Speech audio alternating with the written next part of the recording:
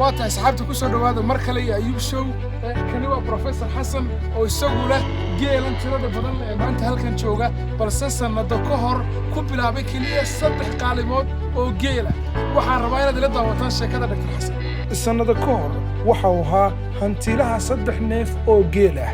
oo ah halka uu ka bilaabay ganacsiga haddase waa ganacsade leh ganacsiyo kala duwan geelisuna uu kor u dhaafay sida aad u badan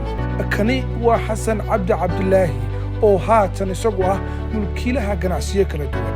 haatanna rajadii Xasan ayaa ah mid guuleysatay maadaama ganacsigii ku bilaabmay 3 neef oo geel ah uu haatan isu bedelay sharikad lagu magacaabo Gobaad Dairy Farm oo caanaha geela u iibgeysay magaalada Hargeysa waxaan noo farxadaa geeli 3 alaab soo bilaabmay waa company uu maraya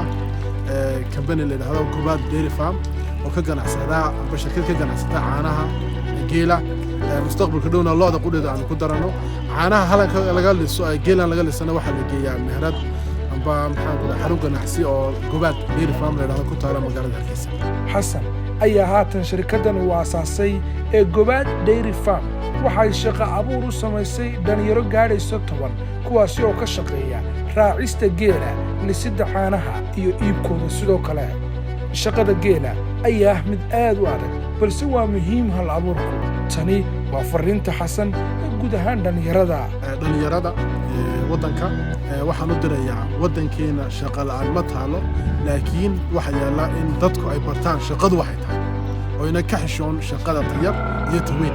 shaqadu yar isma laha amba geel raac ama lurac ama beer qodo shaqo waa shaqo inaad shaqo laga xishoon qofku wixii uu isagu markaa arkaba inuu qabto ayaan kula talin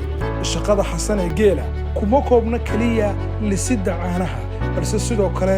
qaybo kamid ah waqtigiisa waxa uu geliyaa sidii uu raaci lahaa geelan isagoo mararka qaar geeyo meelo aad u fog Xasan waxaan wada aragnay isaga oo ah geel jire hadda si xaalku waa uu ka duwan yahay tanina waa shaqada labaad ee ganacsada Xasan oo ah weytarnimo ama kabayeeri maqaaxida cunto ee Xasan uu leeyahay ayaa lagu magacaabaa Gobaad waxaana lagu iibiyaa caanaha geela ee shirkadda Gobaad Dairy Farm iyo sidoo kale cuntada loo yaqaano cunto wadaniga oo laga sameeyo dalka ka soo baxa beeraha dalka arrinta xiisaha leh ayaa waxay tahay in Xasan weytarnimada ama kabayeerinimada uu kaga shaqeeyo isla meherada uu mulkiilaha ka yahay isagu ee Gobaad halka dhiga Xasan ayaa haatan waxa uu noqday shaqo ceeb ma leh ugu dambeyn tani waa shaqada saddexaad ee Xasan oo ah macallin jaamacadeed sidoo kalena ah mas'uuliyiinta ugu sarreeya jaamacadda Golis ee magaalada Hargeysa Ayub Show waad mahadsantahay inaad soo baxdo maanta jaamacadda Golis maalintii hore waad xasuustay waxaan wada joognay xaruntii geela iyo maxaa la dhahdaa xeradii geela maanta waxaan joognaa goobta waxbarashada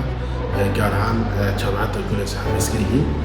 haatan sidoo aad arkaysaan waxa uu la hadlayaa qaar ka mid ah ardayda jaamacadda Golis isagoo uga sheekeynaya mustaqbalka iyo sidoo kale inay muhiim tahay in qofka uu keligii samaysan karo shaqo abuur u gaara kuna gaari karo hamigiisa inta nolosha ka dhiman muhiimadda muuqaalkeennana waxay tahay inaad haysato daawade fursad aad ku bilaabi karto ganacsi yar maadaama haatan ay badan yihiin fursadaha ganacsi ee ka jira dalka iyo guud ahaan caalamka gaar ahaan kuwa internetka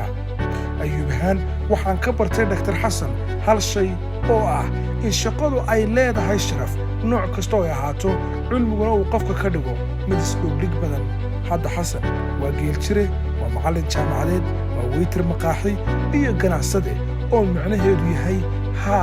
waad awoodaa ku xidhnow Ayub Show nala socon muuqaal cusub